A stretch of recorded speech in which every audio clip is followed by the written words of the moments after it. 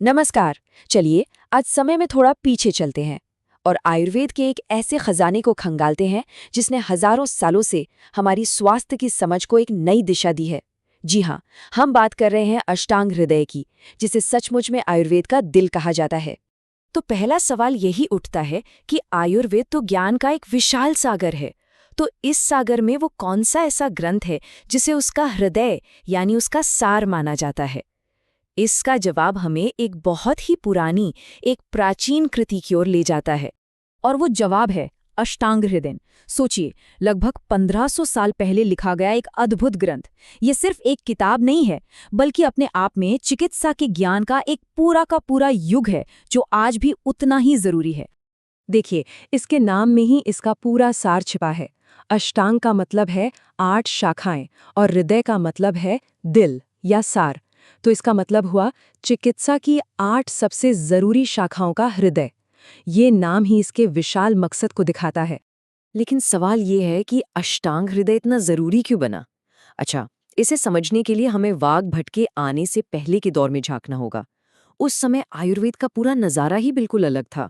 उस जमाने में ज्ञान की कोई कमी नहीं थी, एक से बढ़कर एक प्रतिभाशाली विद्वान थे, लेकिन सारा ज्ञान बिखरा हुआ था। मतलब चिकित्सा के जो सिद्धांत थे, जो तरीके थे, वो अलग अलग ग्रंथों में फैले हुए थे।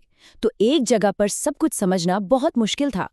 उस समय के 2 सबसे बड़े स्तंभ थे। एक तरफ थी चरक संहिता, जो इंटरनल मेडिसिन का सबसे बड़ा ग्रंथ था, और दूसरी तरफ सुश्रुत संहिता, जो पूरी तरह से सर्जरी पर आधारित थी। दोनों ही अपने आप में पूरे थे, लेकिन उनके बीच कोई पुल नहीं था जो उन्हें जोड़ सके।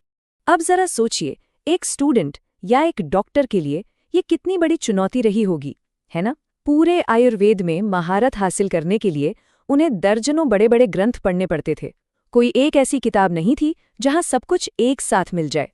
और बस इसी बिखरे हुए ज्ञान के दौर में एक महान विद्वान सामने आए, जिनका नाम था वाग्भट, और उन्होंने इस चुनौती को समझा और इसका हल निकालने की ठानी। वाग्भट ने इस बात को महसूस किया कि इस सारे बिखरे हुए ज्ञान को एक ही धागे में पिरोने की जरूरत है। उन्होंने एक ऐसा ग्रंथ बनाने का लक्ष्य रखा जो पूरे आयुर्वेदिक ज्ञान का निचोड़ पेश कर सके। और उनका तरीका बहुत ही व्यवस्थित था। सबसे पहले उन्होंने उस समय के सभी उपलब्ध स्कूलों और उनके प्राचीन ग्रंथों को पढ़ा। फिर उन्होंने उसमें से सबसे जरूरी ज्ञान को छांटकर इकट्ठा किया, और आखिर में उस सब कुछ को एक अकेले सुसंगत ग्रंथ में मिला दिया। ये वाकई में एक बहुत बड़ा काम था। उन्होंने असल में 2 ग्रंथ लिखे। पहला था अष्टांग संग्रह, जो एक बहुत बड़ी एनसाइक्लोपीडिया जैसा था, और फिर उन्होंने उसी का सार निकालकर अष्टांग हृदय की रचना की, जो छोटा था, कविताओं की तरह लिखा गया था और याद करने में भी बहुत आसान था। तो इस महान ग्रंथ में आखिर था क्या? वाग्भट ने आयुर्वेद को 8 प्रमुख शाखाओं में बांटा, जिससे स्वास्थ्य को देखने का एक पूरा नजरिया सामने आया। ये नजरिया सिर्फ बीमारी के इलाज पर नहीं, बल्कि पूरी तरह से स्वस्थ रहने पर जोर देता था। इस ग्रंथ की जो विषय सूची है, वही इसके बेहतरीन स्ट्रक्चर का सबूत है। हर एक विषय को इतने लॉजिकल तरीके से रखा गया है कि ज्ञान को समझना बहुत आसान हो जाता है। इन 8 शाखाओं को देखिए।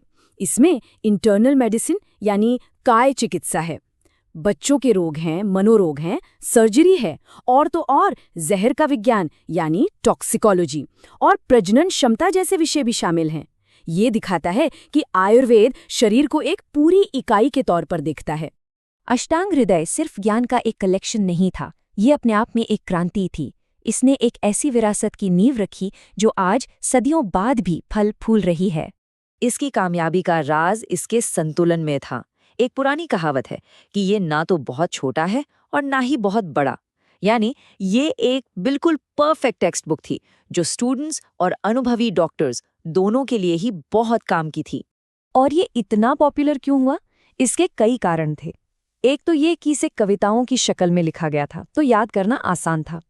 दूसरा, इसने बड़े बड़े मुश्किल विषयों को बहुत सरल भाषा में समझाया। और हाँ, ये पहला ग्रंथ था जिसने आयुर्वेद की सभी 8 शाखाओं को सही मायने में एक साथ जोड़ा। और बहुत जल्द ही ये ग्रंथ पूरे एशिया में आयुर्वेदिक डॉक्टरों के लिए एक स्टैंडर्ड बन गया। सोचिए, 1000 साल से भी ज्यादा समय तक ये आयुर्वेद की पढ़ाई का आधार बना रहा और इसने ज्ञान को एक पीढ़ी से दूसरी पीढ़ी तक पहुंचाया। और यही बात हमें आज के सबसे बड़े सवाल पर ले आती है कि क्या हजारों साल पुराना ये ज्ञान हमारी आज की आधुनिक तेज-तर्रार दुनिया में भी कोई मायने रखता है? खैर, अष्टांग हृदय हमें याद दिलाता है कि सेहत का मतलब सिर्फ बीमारियों का न होना नहीं है, बल्कि शरीर और मन के बीच एक संतुलन बनाना है। और ये एक ऐसा सबक है जो शायद आज पहले से कहीं ज्यादा जरूरी है।